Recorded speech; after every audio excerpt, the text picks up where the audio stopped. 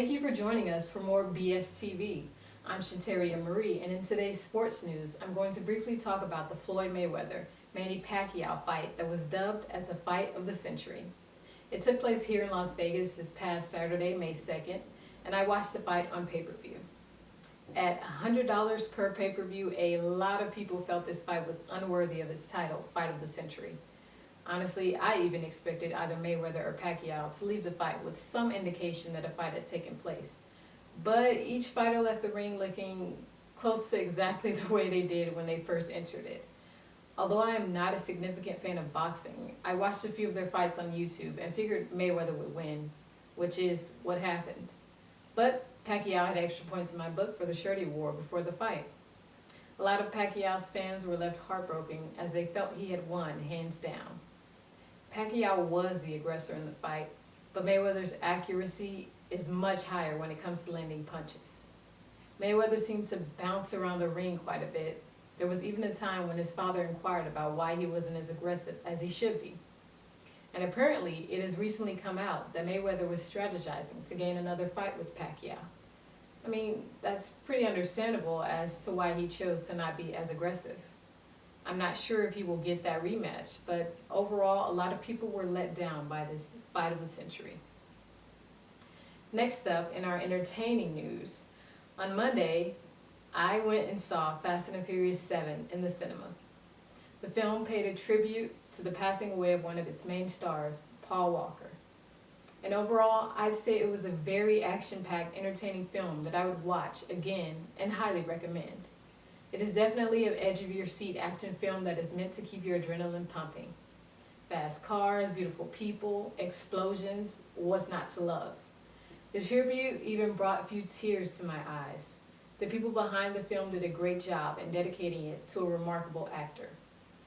The star will be missed by many, but his legacy will live on in the numerous films he has made. My personal favorite Paul Walker film is Running Scared. If you have not seen it, I definitely recommend it. We will be right back after this short commercial break.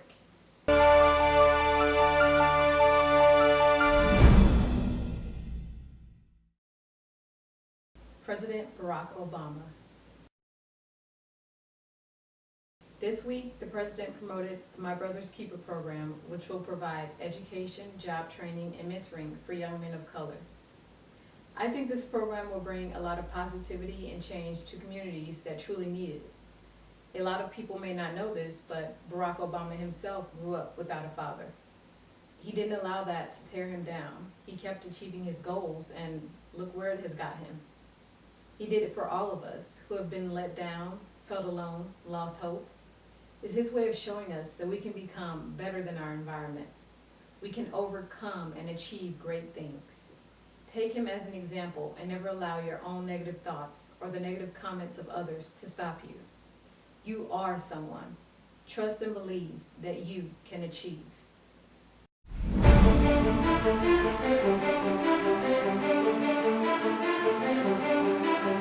Hi, I'm Edward Southwick, again here on BSTV, and I'm going to be talking about health again, and I really want to crystallize it by stating the obvious.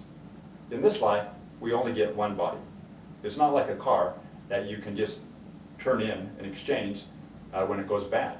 So you're pretty much stuck with this one body, this one car that you get, and it's very important that you take excellent care of it. Now, a lot of people give lip service to health and how important it is to them, but it seems like it's almost always a lower priority on their list, and lower priority than jobs, relationships, and even entertainment. But one very important and probably the best decision I ever made in my life was at 27 years of age, I vowed to myself that I was going to make health number one in my life. And from that point forward, I tried to always get at least about 8 hours of sleep. I ate much better with more vegetables and fruits, and even went to organic to keep the pesticides out of my body. And of course, with pure water, water filters, and so on. And then at least 3 times of regular exercise a week. Now through doing this, not only have I stayed the same weight as I was back when I was in my 20s, but I've been able to maintain the same energy level. I can still pretty much run as quickly, jump, do all these different types of things that I could do back in my 20s. It makes an amazing difference, and of course it helps on your productivity, on your focus. It just allows you to have a very high quality of life. So we don't have to necessarily age like everyone thinks that we do, and like the average person does, where they gain a certain amount of fat year by year, they lose a certain amount of muscle mass, they lose energy, they have all these health ailments and problems. It doesn't have to be that way.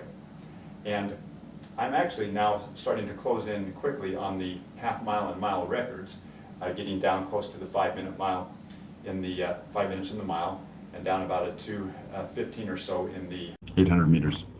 And been able to do this relatively easily without even that much training, just by maintaining my health throughout the years. So whatever your ultimate and optimum health is, you need to start, first of all, acquiring that and then maintaining it. And believe me, it will be the most important and best decision you've ever made in your life. Babe, I'm kind of constipated. Oh, that's kind of shitty. So how long's it been since you've taken a shit? About 3 days. Are you shitting me? Babe, that's some serious shit. Really, babe? 3 days?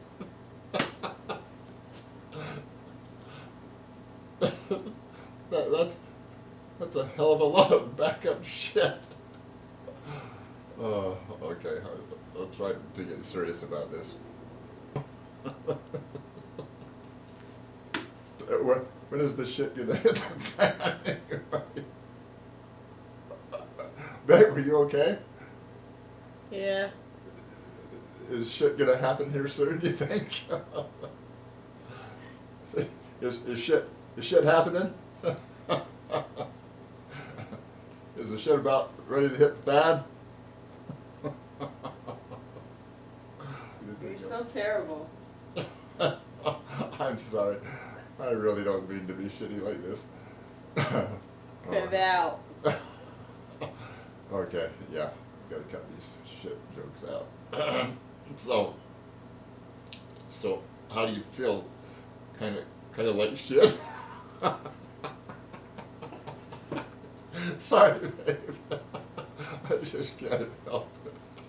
I really do want you to get that shit out. Seriously. I mean, 3 days worth of shit is a lot of shit. Oh, babe. Shit's about to go down. Shit's about to go down. I hope so, babe. That'd be really shitty if it didn't.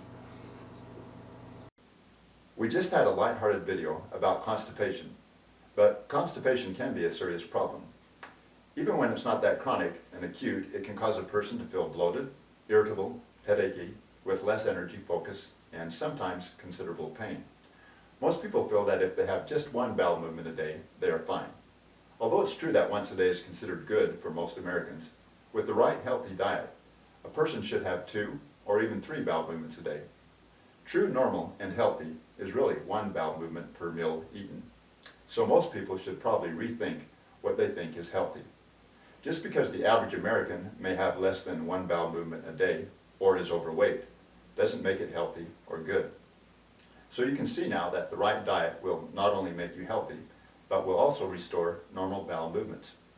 Even a person who has been constipated most of their life can usually very quickly begin having regular daily bowel movements by just making sure that they have enough vegetables and fruits. This is roughage which is required to make smooth passage through our intestinal tracts.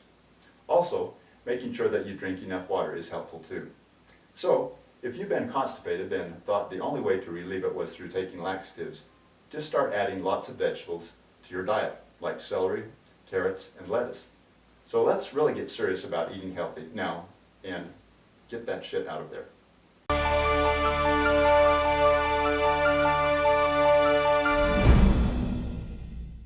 I'm now going to read you a poem that kind of sums up our talk today about constipation and bowel movements. The Shit Wagon by Kyle S. 'Twas the middle of the night, and the sky was blue, and down the alley the shit wagon flew. A crash broke out, a scream was heard, and an old lady was killed by a flying turd. Thank you.